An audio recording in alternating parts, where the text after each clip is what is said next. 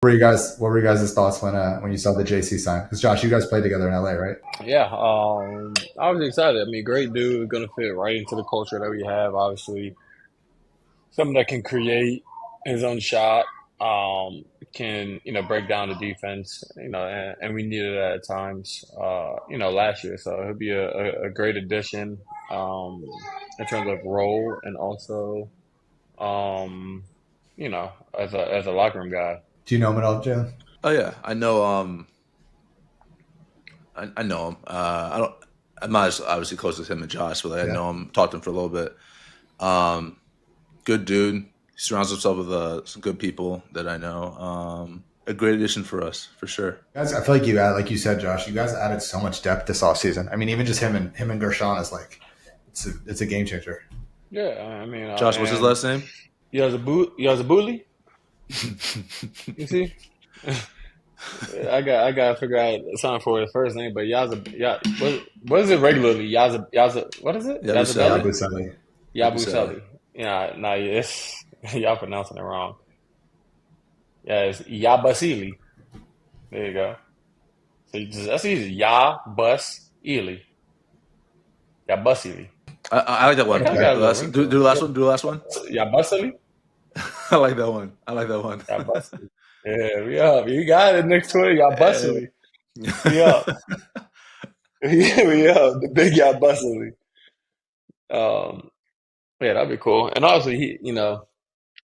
when he broke out, Olympics like 2 years ago, hooping, and then you know, and I'm actually curious because I remember like JB, I don't know if you know, but like or Matt, the report was like he was able to sign here for like with the Sixers for a certain amount of money, but he had to pay his own buyout. So he like apparently he didn't play play last year for much money, and it was really just like for the chance of being in the league. So you have that kind of hunger also. That's what's up. Yeah. And I don't know the like exact mechanics, but I think he had taken maybe a little bit less with you guys, maybe like less than the vet min or something, so that helped you guys maybe get JC or something. I forget exactly what it was, but I there don't think was he's on a. I don't think he's on a vet minimum. I think he took less than what he could to help like a couple of vet signed minimums. someone on the vet It's minimum. something Got like it. that. Yeah. Yeah. Which I mean, obviously not having been on the team, like it's one thing to have been on the team, get a taste of the culture or whatever, and then do that. But first year to do it, like he clearly wants to be a part of it, wants to win. And it's kind of about our situation, but also like we can talk about it more in around the league.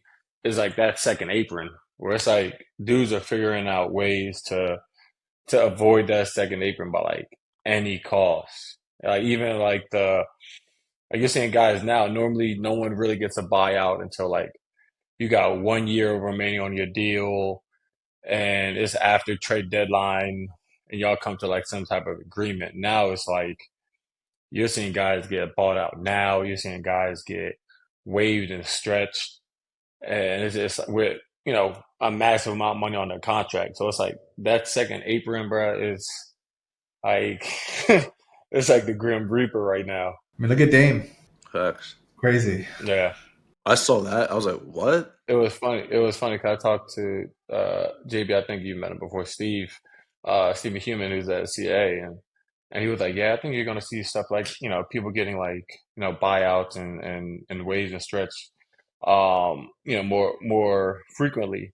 And literally the next day, like it was Dame, and I called him back. I'm like, "Bro, this is outrageous. I know you said it, but like this is Dame, like this Damian Lillard, and it's just the stuff that's going on now is just crazy. I feel like there's gonna be some some changes to that CBA whenever it comes back up, but um, it's interesting, especially the free agency, because you see like me, I mean JB, me and you talked about it. You see like some of these people getting like vet minimums, like 4 million or whatever, and then you see like the scale like people getting like super maxes and getting like 60, 70 million a year, and it's like the dudes that are like 10 million to $25 million guys, it's like, you know, you just got to see what happens or like how things shake out, which is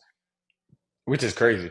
So Yeah. hopefully there's like something that obviously rewards everybody, um, you know, and doesn't leave like a certain class or certain role of guys kind of being left out, like what's going on. I saw in 26, 27, OKC is going to be 25 million over the second apron. They're gonna be some stuff that happens for them. They got their main guys. They're in a kind of a good situation with like how their rebuild is because obviously when that comes, when that year comes up, they're gonna like they got a couple guys that have like team options that you know most likely won't be there.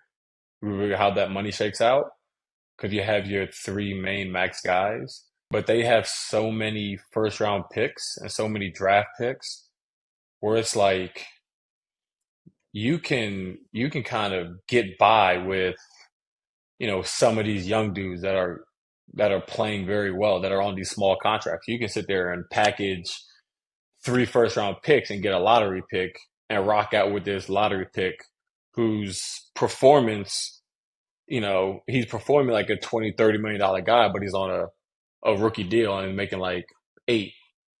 So they're in like a good position where it's like the opposite end of the spectrum was like how Phoenix was, where it's like they were so hard capped, but they didn't really have young guys. They didn't really have the assets, and they were trying to like figure it out and just fill out a roster. Well, I think OKC is going to be the total opposite, which